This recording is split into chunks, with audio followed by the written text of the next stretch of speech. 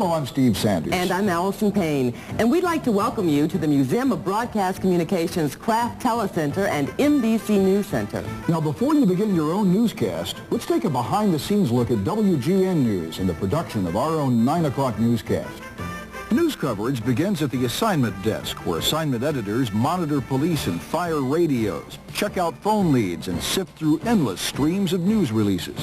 Reporters and camera crews are assigned to cover a variety of news and feature stories. Some of the coverage is predictable, such as news conferences and appearances by public officials. Other stories are far less predictable: tornadoes, fires, crime, breaking news. The reporter and camera crew gather all the audio and video needed to tell the story. If the event warrants live coverage, a news van with microwave gear is dispatched to feed pictures and sound directly from the scene. Throughout the day, national and international stories also come to WGN via satellite feeds, including several from Cable News Network. The pace quickens in the news department as the day goes on. The producer of the newscast meets with anchors, news managers, assignment editors, and writers to help determine the program's rundown. The rundown is the batting order for the stories in the newscast. Tape editors begin editing stories scheduled for the 9 o'clock news. Writers script the copy for those stories, and they also work with reporters who are bringing in stories from the field. Anchors are busy writing stories they covered, working on news breaks that air throughout the day, and reviewing scripts as airtime draws near.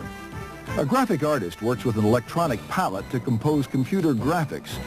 These enhance the presentation of many news stories. In the weather office, Tom Skilling is busy reviewing computer data, checking satellite photos, creating weather graphics, and fine-tuning his nightly predictions. And our sports department carefully monitors the big games to get highlights for the newscast. And finally, it's airtime. There are a lot of people behind the scenes at WGN who get the newscast on the air. And it's the same here at the NBC News Center. In the control room, the director and the technical staff switch between the various video and audio sources, both live and on tape. They add graphics and insert commercials at the scheduled times.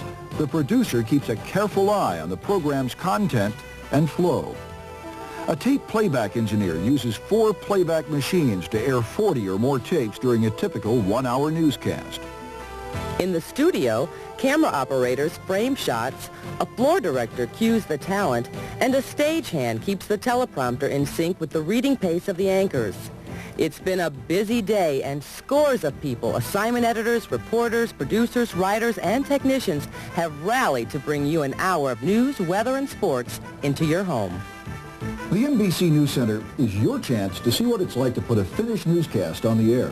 So adjust your NBC News blazer, make sure your microphone is on, and rehearse your script one last time. And wait for your cue. Your NBC newscast is about to begin. For WGN News and the Museum of Broadcast Communications, I'm Allison Payne. And I'm Steve Sanders. Enjoy your visit to the museum and your NBC News Center experience.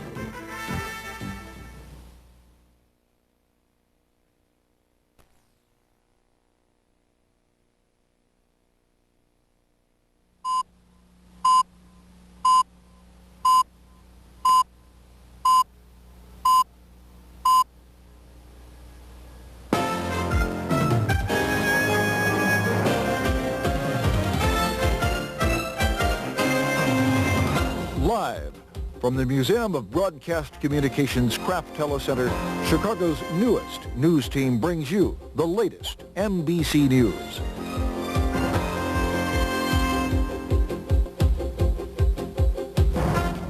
Good afternoon from the NBC News Center. Thank you for joining us. These are our top stories at this hour. Last night, President Clinton and airline executives jointly announced airline safety improvements. Most passenger jets will be fitted with fire detectors in the cargo hold before next year. This is further proof of what we can achieve when we work together. This is a critical part of our long-range plan to make Americans more secure and to make sure our skies are safer. Most of the nation's airliners do not have smoke detectors in their cargo holds. Even through the National Transportation Safety Board calls from them in 1988, but today the industry agreed voluntarily to install them. It will cost the airlines about $400 million. The morning President Clinton named William Daley as the new Commerce Secretary. Daley is the youngest of former Mayor Richard Daley's 7 kids as Commerce Secretary. Daley will be busy with trade. The President made it clear earlier this week that it will be a main priority of his second term. And we cannot weaken in our efforts to open more of the world's markets to our goods and services from Asia to Latin America.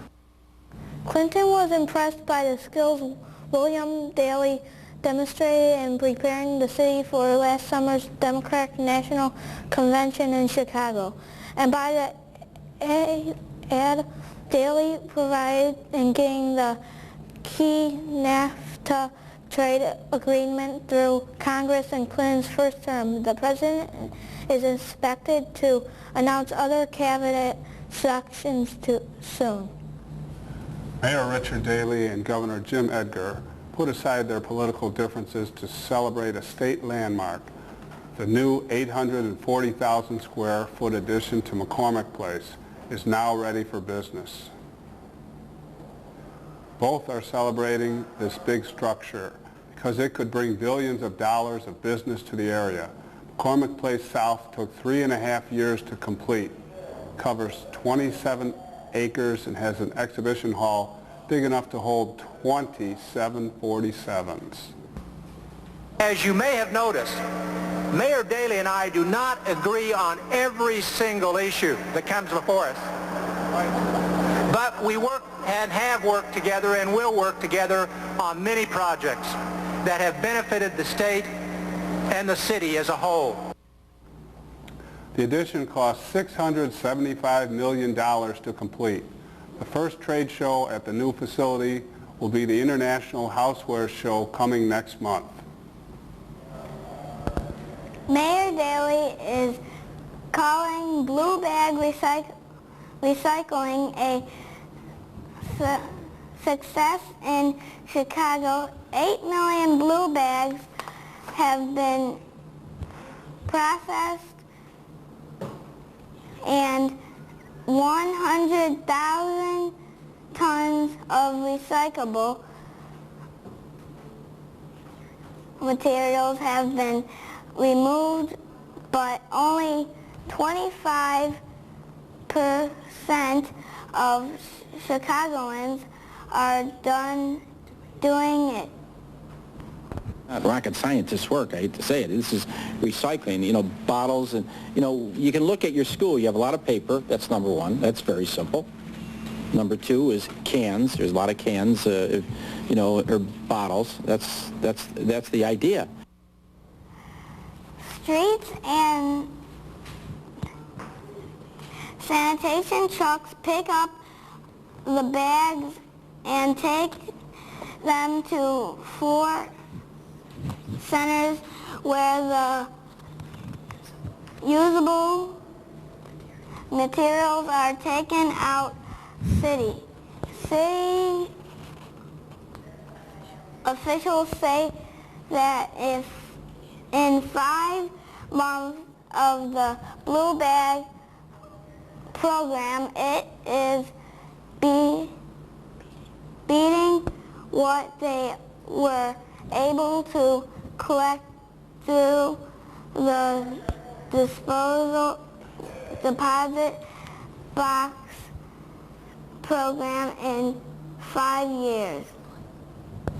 Coming up next, Tom Skilling has the latest weather report.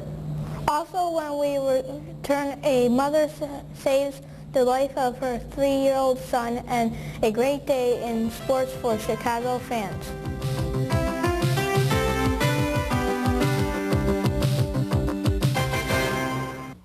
I can't believe this report is due this afternoon. What is that? Craft-free Italian. You carry Italian dressing in your purse. Hey, I love Italian. Obviously. You want some? No, thank you. No, it's too much fat. Oh, no, this is craft-free. See, fat-free, cholesterol-free. It sounds great. Just try it. Craft-free Italian non-fat dressing. Fat-free, cholesterol-free, but feel free to love the taste. Wonder if they make ranch. But they do. Let's find out if this terrific weather is going to continue. Here's a look at weather with our master forecaster, Tom Skilling. Well, thank you very much, and what a beautiful day in Chicago. Bright sunshine here as the morning clouds moved out, but look what's happening out in the Plain States. There's a new area of cloudiness and rain moving our way, and this could be in as early as late tonight. Could even mess up the early part of tomorrow. We'll have to watch that. We're expecting 1 or 2 inches of rain out in the Plain States, and we also think out there may be some severe weather. Hopefully that will not reach Chicago. Well, that's a check of the weather pattern from our NBC Weather Center. And now I'm pleased to return it to one of the most popular new anchors in our business. Thanks, Tom. Nice bald spot. A mother saved her son's life rescuing him from a sinking car in Virginia. 3-year-old Hunter Crockett shifted his mom's station wagon into neutral yesterday. It rolled out of a parking lot, down a hill, and right into a nearby pond. Didn't stop to take off my shoes or my sweater, nothing. I just took off and I ran down the hill. You know, I reached up out of the water and got him, and he laid right on top of me and he held on to my shoulders. Kathy Crockett calls the rescue a miracle, and she's cautioning parents not to leave their kids alone in the car even for a minute. Turning to sports, it was a great day for Chicago fans. Shaq and the Lakers paid a visit to the United Center last night and came out swinging. Shaq, averaging 25 points a game, gets 2 of his 27 over the head of Dennis Rodman. Van Exel from the outside nails this 3 from the corner. The Bulls are down 15 at the break, but in the fourth, Michael takes the drive over to Scotty for 2 of his 35 under a minute left. Kukoc hits the 3.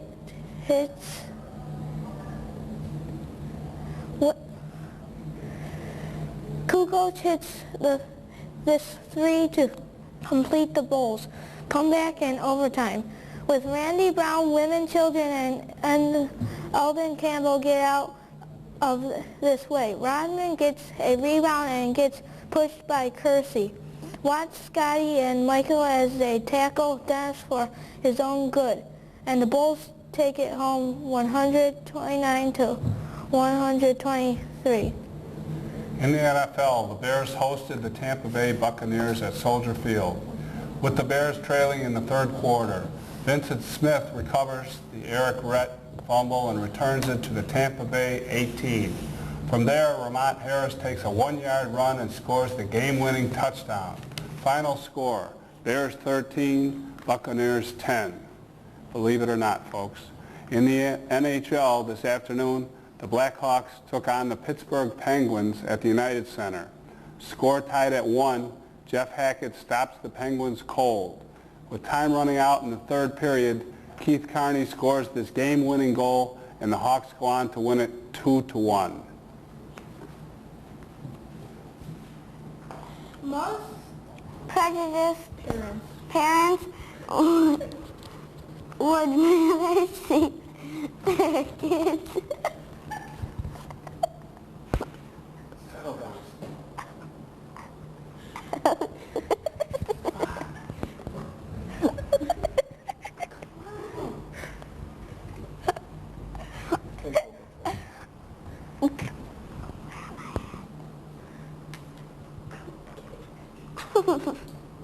out getting exercise instead of sitting in front of the television.